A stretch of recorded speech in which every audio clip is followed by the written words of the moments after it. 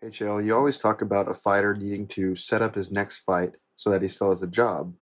Now, that's really easy to do if you won your last fight. You can easily just call out someone in your post fight interview. But can you still do that if you just lost your fight? Are you still able to call someone out right after a loss? I mean, I know you're able to, but I'd love to hear your thoughts on that. Oh, absolutely. I mean, look, there's an art to it. It's not just going out there and using words, okay? Anybody could have sung Blue Suede Shoes, but there's a reason that Elvis was in the blue jumpsuit standing on stage with his hair slicked back, okay? There has to be an art, there has to be a performance to the way that you do it. I will give you an example, though.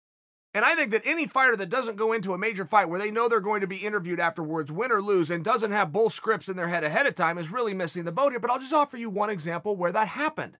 Rampage Jackson took on Jon Jones. It was not an overly competitive fight, but we got a lot of minutes out of it. I want to say it went into the fourth round. Jon Jones choked him out. So the fight gets done. They ask Rampage a question. They think he's going to shine up Jon's wheels. He does. He tips his hat to him real fast. He said, man, I thought this guy was hype. It turned out he's real. Hey, by the way, Shogun, I want my rematch. He went right into it. He turned around. He called Shogun out. He did not end up with the Shogun rematch.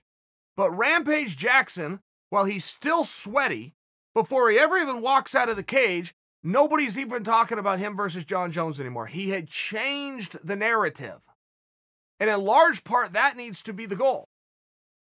First off, that's a fight that everybody did want to see. Why that fight didn't have, I can't remember. This was a while ago. But he did, by the time he even walked out of the cage, before they faded to black and rolled the credits on the evening, the new talking point was Rampage versus Shogun, not Rampage just lost to Jon.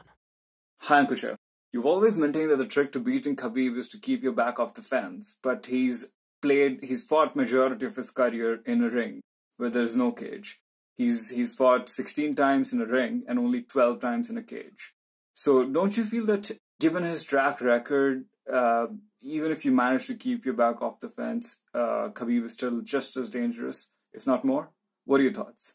I understand your point here. And to misconfuse my point of saying if you can keep your back off the fence, you will therefore beat Khabib. No, absolutely not my statement. You will up your chances significantly of stopping Khabib from taking you down if you keep your back off the fence. If you go and watch Khabib's takedowns in the open, when he's in the open, he goes to a single leg. A single leg is a very bad attack in MMA. The only person I have ever seen in the history of MMA have success having one leg is Chris Weidman.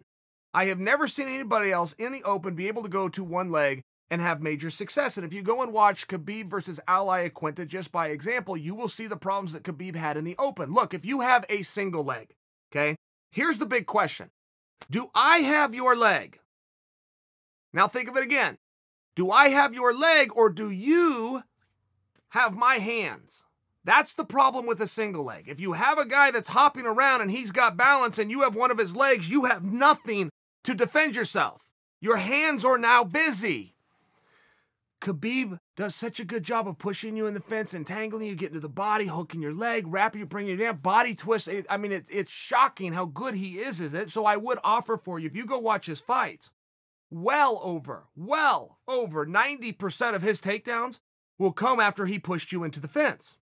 The reason that's such a surprise and the reason it just personally impresses me so much, that's where you want to be defensively. Defensively, if you're against the fence, it's very hard for anybody to do anything to you.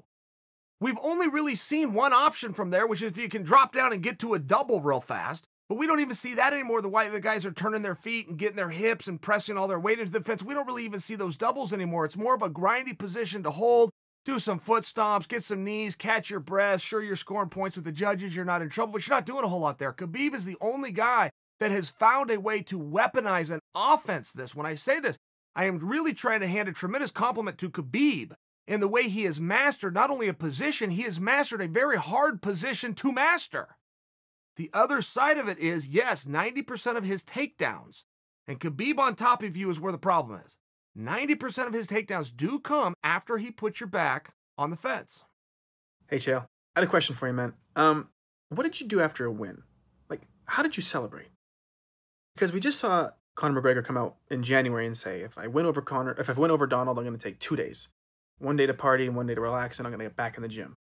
And we saw with Andy Ruiz in the boxing match, he took a lot of time off, and that was horrible.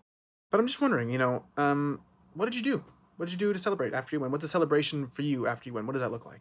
Thanks. Much love, Vancouver. What did I do? I lived the gimmick, man. I threw parties in my suite, destroyed the hotel room, broke a lamp, stole the towels. What do you mean, what did I do? No, I'm teasing. You know what? I didn't have very much excitement at those things. My family would come out or some friends, and I'm immediately following the fight. Usually something to eat, and usually that would happen in the hotel room. We'd order some room service, or we'd get some pizza sent up. It was something real simple with 4 or 5 people. And post-fight, you're pretty sore.